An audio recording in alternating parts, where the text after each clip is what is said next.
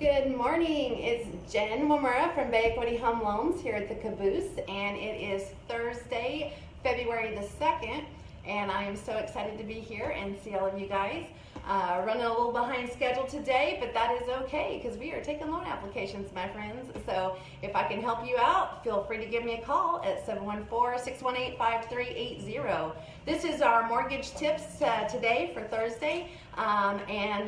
Today it's going to be kind of fun because I am having a coming to Jesus talk with you folks, people. You guys need to listen up because we are talking about credit and in regards to thou shall not. How many of you guys have heard the old thou shall not do this, thou shall not do that? Well, they're the 10 commandments of credit when applying for a home loan, of things that you should not be doing. So let's have a come to Jesus talk right now and get right into it. When you are going to apply for a home loan, there are 10 things that you should absolutely, without a doubt, not do. And that would be the following. So, in no particular order, random here, but honey, if you were looking to go to Kohl's or go to that Nordstrom's rack because they're having a sale and the lady at the front counter says, hey, why don't you apply for a credit card right here because you could get this sweater for 5 cents if you apply right now. Yes, that's right, 5 cents. I actually had a transaction where our lovely client, we were about to fund her loan, and she decided right around Christmas to go to Nordstrom's, and she applied for a credit card. She got a sweater for 5 cents and it delayed her transaction by how many days? I'm going to say 7 to 8 days at $100 per diem. Hey Francis, good to see you. Hey Gucci, thanks for joining. Hi Jeff and Matthew, nice to see you, my friend. So let's talk about that.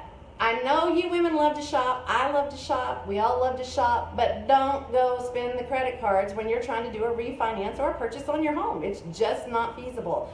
You are going to hurt yourself in the long run because then we have to get statements. We have to get proof that you've actually, what your monthly payment's going to be because it's not reporting on the credit report, and so on and so forth. So let's just talk about that, okay? So no buying credit cards. Don't go apply for credit cards. Don't go buy because you're purchasing a new home and you're anxious and you know you're going to get it or you feel like you're going to get it, so you want to go buy new appliances. Don't go to that Home Depot, honey. Don't do it. Don't do it. Don't do it. Those appliances, wait till after you actually have the keys in hand.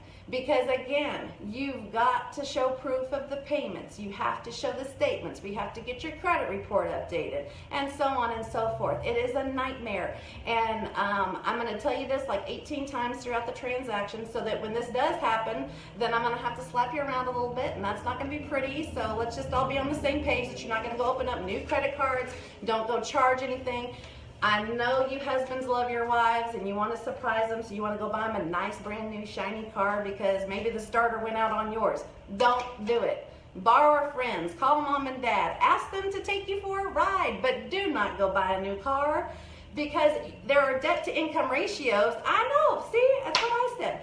There are debt to income ratios that we have to consider. So if you go get a payment of $450 on your car, on your brand new shiny car because your other car was paid off, it could affect your deal. You could get denied. And then what happens? You're in a purchase transaction.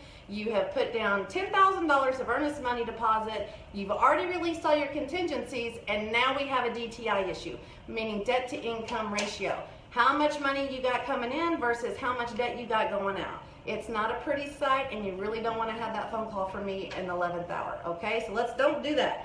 We do not want, I know parents who love your kids. College, they're all off to college. They're hanging out, and they're doing their thing, but they want to go and get an apartment. They want to get an apartment because they don't want to live on site, and there's like 6 guys that want to live together. So you guys go sign for an apartment, or you go sign for a rental property, or something like that, or you co-sign for a car. Don't help them out while you're doing the transaction. Wait till after you close the loan. If you turn around and co-sign for somebody, what does that do? Everybody raise your hand. It's going to add debt to your credit, and that's going to cause problems that could possibly get you denied also. So don't charge, don't add debt, don't go shopping, don't go buy new appliances, don't go buy new cars, don't co-sign for your kids, don't co-sign for your mom. Sometimes you've got elderly parents and you're trying to help them out after you close the loan.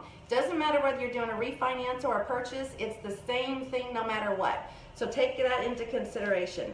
Don't, and for the love of God, if there's one thing you hear me say, do not quit your job. J-O-B.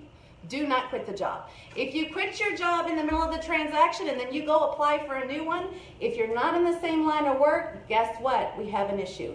If you are, let's say that you quit the job and then you start the new one, but you're not going to start for another month, I have to have a current pay stub on file, on hand, and in some cases 30 days worth of pay stubs before we'll even fund your loan. So you need to make sure you do not quit your job, okay? You just hang tight. You've gotten this far. We're about ready to close your loan. So stay on the job so we can do a verification of employment. Make sure you still work there, because they're going to call people. They're going to call right at the last minute, right before we fund, and they're going to say, hey, does so-and-so work there? And they're going to be like, sorry, he left. He left when? He left yesterday, and he's not coming back. Well, guess what? That just denied your loan. So I'm trying to give you some good information out here, and I want you to be serious about this, because I will tell you again, I'm going to have you sign something with me that says you understand these do not rules. And then when you go do them, it's not going to be pretty, because you're going to get a phone call from me. And texting woman here, hello, not good. Nice to see you, Guy. Thanks for joining. Hey, Hillary, I'm glad you're enjoying. Matthew, I agree. Do not start. Don't even go there. Just don't do it. If you are renting, and let's say you're buying an investment property or you own your own home, because you're in the middle of a refinance, let's say you're doing the middle of refinance and you decide, I'm going to close my loan in time, so I'm going to stop paying my mortgage. Well, don't do that either, because if you do that, then what's going to happen? You could have a 30-day late show up on your credit report, because we're going to verify, we're going to do a soft pull credit and make sure that there's no added debt and make sure that there's no additional lates on the mortgage, so we could just do a verification of mortgage right before we fund your loan. And if you have stopped paying your rent or you have stopped paying your mortgage, guess what? That could kill your deal. If it's a purchase transaction and you own multiple properties and you're in the middle of maybe selling that other property, always, always, always pay your mortgage no matter what. I don't care what any lender says. If they say, oh, well, don't worry, your payment's due on the 1st, but you have until the 15th to pay before you're late, and we're going to close you by the 16th, so maybe you have a late fee, but it doesn't matter. If something goes wrong, hindsight is 20/20, and if you do not make that mortgage payment, it will be your fault that the loan does not close, because we're going to, again, do a soft pull. So I'm really just trying to give you some information, help empower you so that you understand the importance of this. And the credit inquiries, bank statements, large deposits. Okay, here's a big one, folks.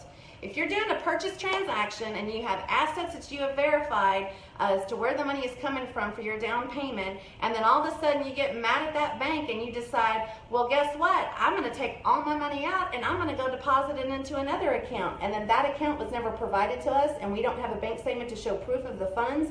And now you've signed your loan documents, we've got funding conditions, and guess what? Your wire that went into escrow does not match the bank statement that we saw. So now you've delayed the transaction, your rate lock could be expiring, and then that could cost, it could be a redraw of loan documents. I mean, the list could go on and on and on as to how much damage you could do by doing that. So keep all your money in one spot. Don't go pull the mattress money under, the cash on hand that you have and go deposit it into your bank account and then show us a bank statement with all these large deposits. Because guess what? I'm going to call you. I'm going to call you and I'm going to say, honey, I need you to get me a letter of explanation. I need you to show proof of where that money came from. If it is cash that you deposited and not a check and a verifiable source, I'm not going to be able to use that income or that asset that you have placed in there. Therefore, you could be what? Everybody say it with me. Short to close. You wouldn't have enough money to close. And then here again, you've already released contingencies on your purchase. You've got your earnest money deposit in there, and there could be an issue with that.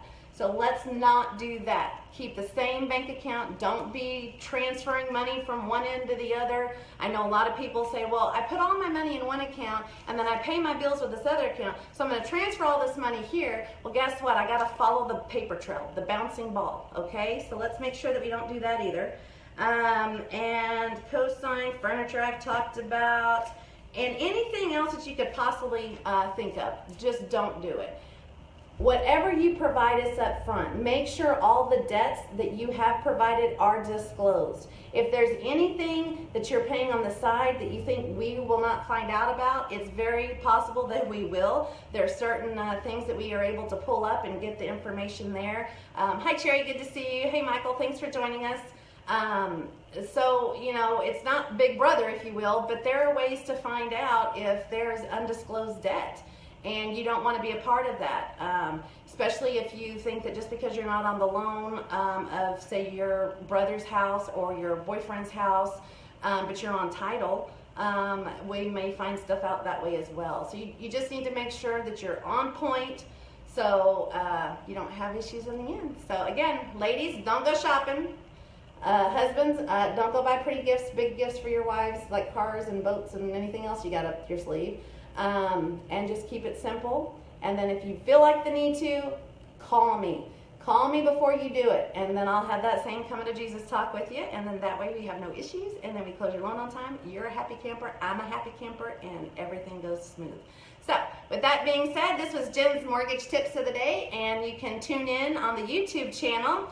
That's right, Matthew, furniture. Do not buy the furniture. The patio furniture. Some of that patio furniture, Matthew, is $7,000. I've seen some of them. They want to redo their patio that they're going to get, and they've got all this big furniture that they want to buy, and it's like $7,000, $8,000. That's a huge payment that could cost a problem if, I'm just saying. Anyway, so Mortgage Tips with Jen on Thursday. Thank you for joining in. Feel free to call me. I will be more than happy to help you with your refinance or your purchase lending needs. Realtors, if you'd like to have a workshop, we can do that too with your clients, and I'll have that same Coming to Jesus talk with them too.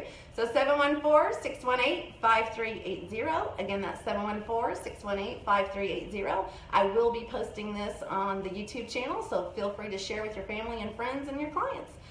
Jay Wimmer at bayeck.com, and you can apply now also on Bay Equity Brea with Jen Wimmer. So thanks again for joining, and have a fabulous day.